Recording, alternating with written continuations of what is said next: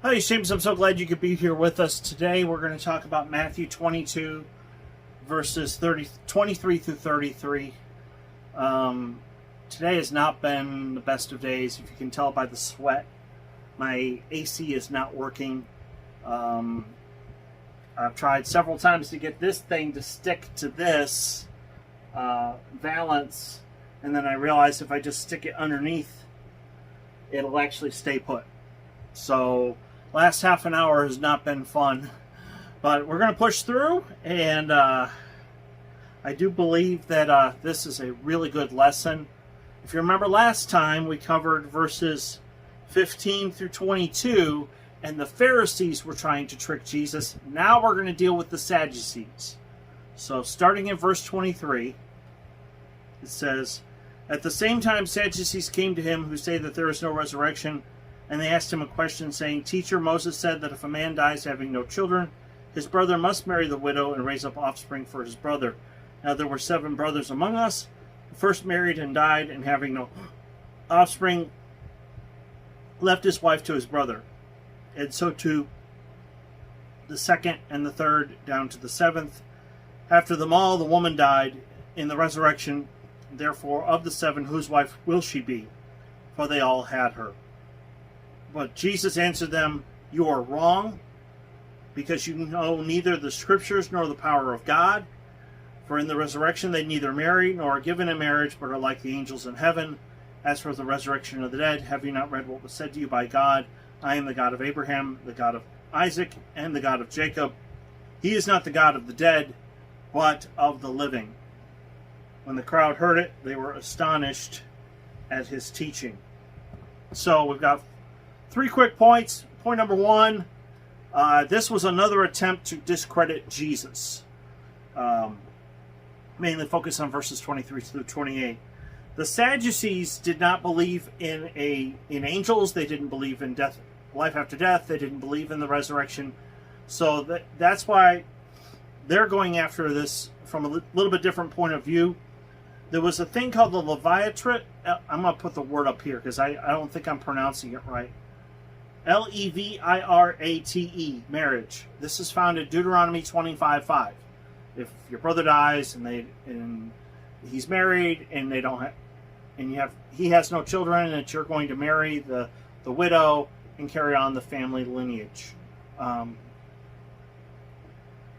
They weren't interested in this hypothetical marriage. The Sadducees were more interested in tripping up Jesus. And he calls them out. Point number 2. He says, you don't know the Scriptures or the power of God.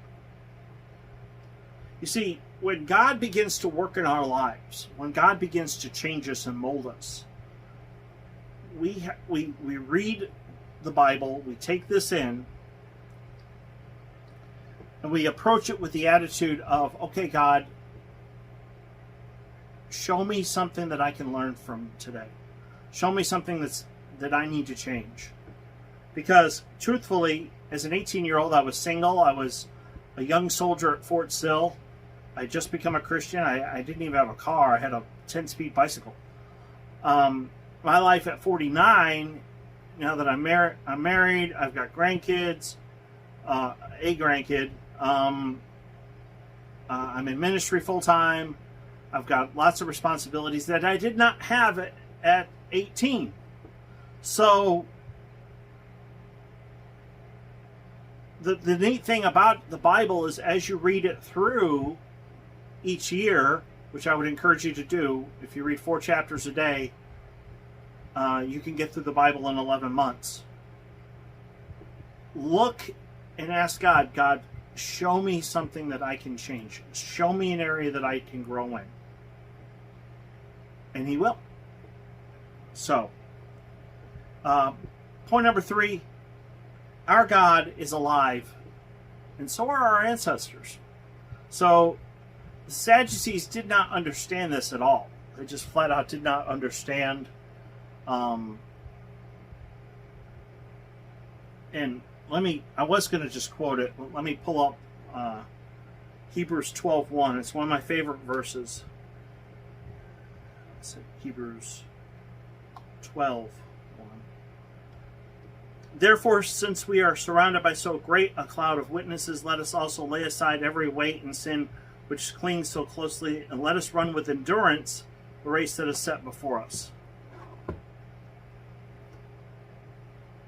The best way that we can honor those that have died in our lives is to live out the things that they taught us.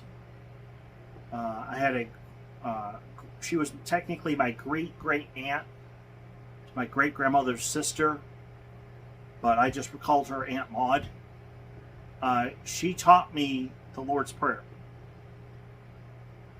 And I had people along the way that taught me little things, so that when I finally did become a Christian, it all made sense. So we need to honor them is to live out the things that they've taught us. And we as parents need to be teaching our kids. My pastor this morning talked about how it's important for us to, as parents, we are the first and foremost the number one Bible teacher in their life. So the Pharisees tried with the coin to trip up Jesus. The Sadducees tried with this hypothetical situation to trip up Jesus, and it just didn't work because they're missing the point. They're missing the entire point. And I think the key there is where he said, you don't know the scriptures or the power of God. Because if they had known the scriptures, they would have realized that obviously there are angels and there will be a resurrection. And Jesus was multiple times prophesied that he would die on the cross. He would die for our sins, and he would, through his death, bring and give us new life. So anyway, we will pick up from there on Friday. I will release the second video this week. That'll cover verses 34 through 40. You don't want to miss it. It covers the greatest commandment. So, and please hit like and subscribe. We are very close to 100 subscribers. If you like this material, I'm not asking for money. I'm not asking for donations. I don't have a I don't have a Patreon page. I'm not on Twitch, at least not yet.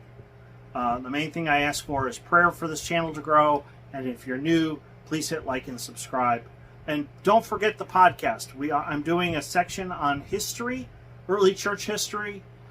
It's a little bit different than I've done in the past, but I do think that it's very edifying and it will help you. I'm trying to reach over here. I'm still here. I'm covering this book right now, and I'm actually reading this book that we'll cover later on. But if you understand early church history, you'll see where people today are actually repeating mistakes that we've done in the past. So anyway, I love you guys from the bottom of my heart, especially my subscribers, and I hope you have a great day. And try to stay cool. When I get done here, I'm going to Black Rifle Coffee and get in some air conditioning. So anyway, until later, have a great day.